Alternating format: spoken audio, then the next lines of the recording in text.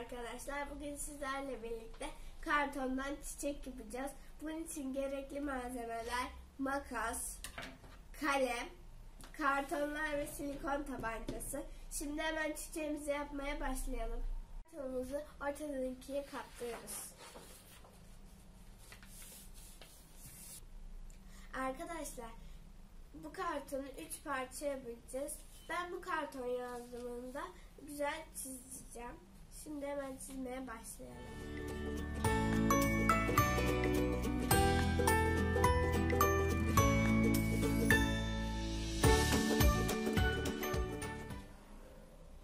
Evet arkadaşlar, 3 parçaya bölündü. 1, 2, 3. Şimdi hemen kartonumuzu kesmeye başlayalım.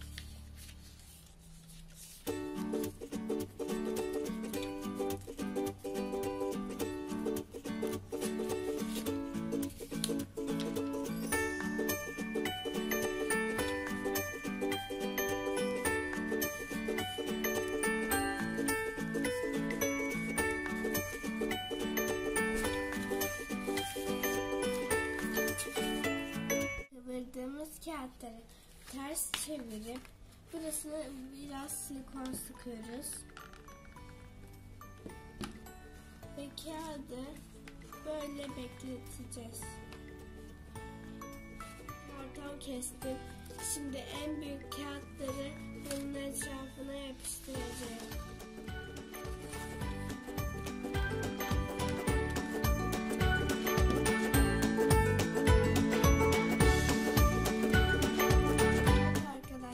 Kağıt çiçeğim bitti. Şimdi ortasını yapmaya başlayalım. Evet arkadaşlar, ufak karton parçası kestim ve şimdi bunu ortadan ikiye katlayalım. Bunu ortadan ikiye katladıktan sonra minik püsküller yapalım.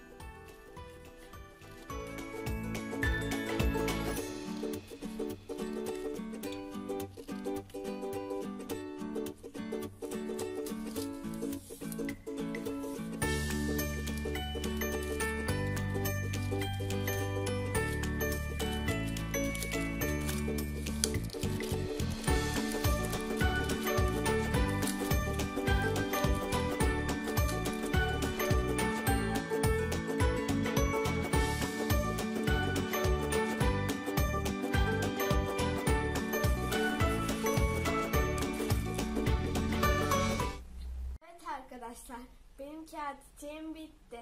Bence harika oldu. Eğer videomu beğendiyseniz like atmayı ve abone olmayı unutmayın. Görüşürüz.